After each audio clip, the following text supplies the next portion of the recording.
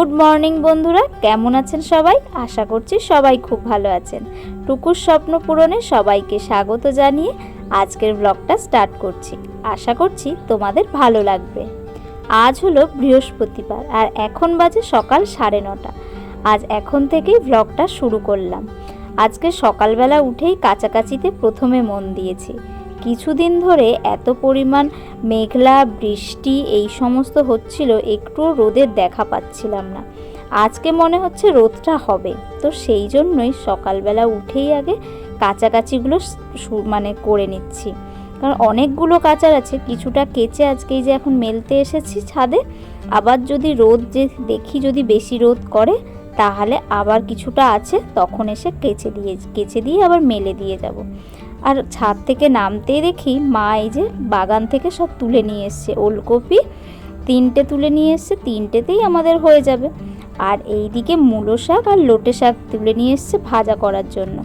আজকে যেহেতু বৃহস্পতিবার, তার উপর পূর্ণিমা, তাই নিরামিষের দিন। হবে হচ্ছে ওলকপি আলুর তরকারি, শাক ভাজা, টমেটোর চাটনি। আজকে নিরামিষ যেহেতু সেই জন্য। তারপরে দেখো আর তো কিছু সেরকম ভিডিও করা হয়নি। তারপরে এই যে বিকেলবেলায় এসে আবার সব জামা কাপড়গুলো তুলে নিয়ে যাচ্ছি। আজকে কিন্তু দারুণ রোদ দিয়েছিল, তো সেই কারণে আবার পরে এসে সব জামা কাপড়গুলো আবার কেচে দিয়ে গেছিলাম। পুরো বিছানার চাদর অনেক কিছু ছিল, সেইগুলো কেচে বিছানা, তারপর কাঁথা টাঁথা সেগুলো সব তুলে। কিছুদিন ধরে এত পরিমাণ মেঘলা হচ্ছিল যে পুরো সব কিছু না কেমন স্যাঁত স্যাঁত করছিল, তো সেই কারণে সব কাঁথা টাঁথা সবই প্রায় তুলে দিয়েছিলাম। আর তুলে দিয়ে সবগুলো ছাদে নিয়ে গিয়ে সব রোদে দিয়ে এসেছিলাম। রোদে দিলে একটু যাই হোক স্যাঁত স্যাঁতানি ভাবটাও যাবে, গন্ধ ভাবটাও যাবে। আর এই শীতকালে তো এরকম হতেই থাকে, প্রায় জামা কাপড় ভালো করে না রোদ লাগলেই গন্ধ হয়ে যায়।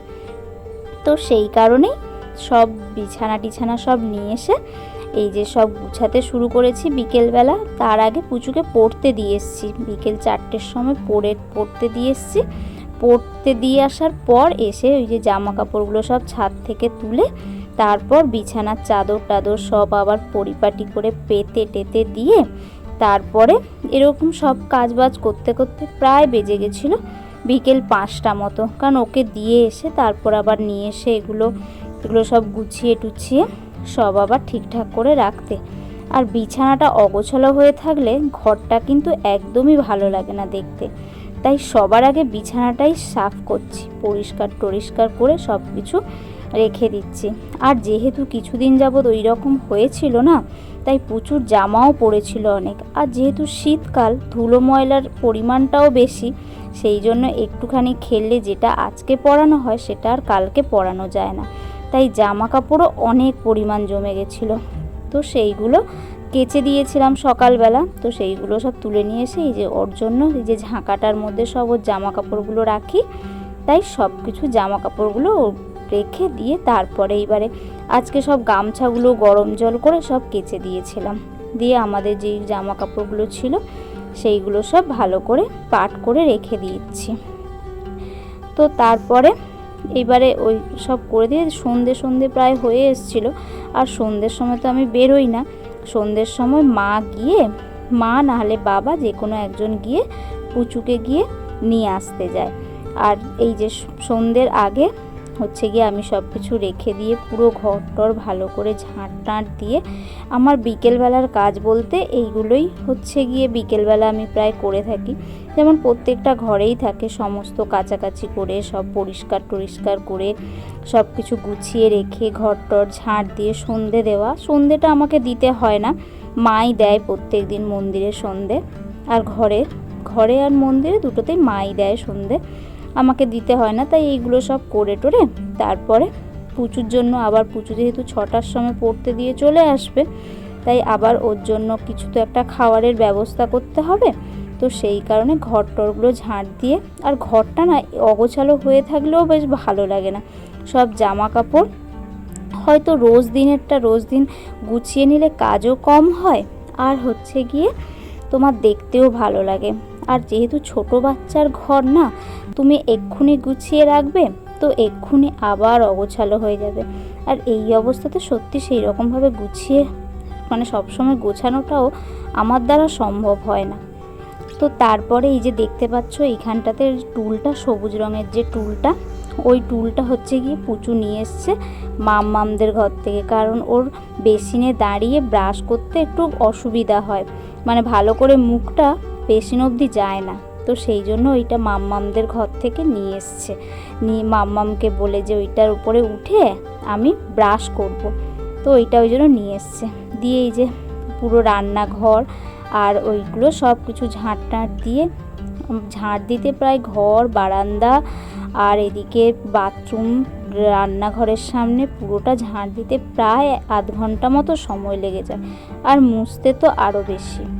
তো তারপরে বিকেলবেলা সব ঝাঁট ফাঁট দেওয়া প্রায় কমপ্লিট হয়ে গেল। দিয়ে প্রত্যেক দিন বিকেলবেলা আমি একটা করে, ডক্টর আমাকে বলেছে যে একটা করে ফল খেতে, কিন্তু সব দিন সেটা সম্ভব হয় না, কারণ আমার ঠিকঠাক মানে আমি ফল খেতে অত বেশি পছন্দ করি না। তাও এখন কি হয়, মানে জোরে জারে খেতে হয়। তো সেই কারণে এই যে একটা সবেদা কিনে নিয়েছিলাম, সেদিনে ডাক্তার দেখাতে গিয়ে সবেদা কিনে নিয়ে এসেছিলাম। তো সবেদাই খাওয়া হচ্ছে, আর সবেদা খেতে খুব ভালোও লাগে আমার, কারণ সব সময় এটা পাওয়াও যায় না। তো দিয়ে খেয়ে বিকেলবেলা একটা ফল খেয়ে তারপরে এই যে সন্ধেবেলা আবার পুজো তো আসবে, সেই জন্য দুধ গরম বসিয়েছি।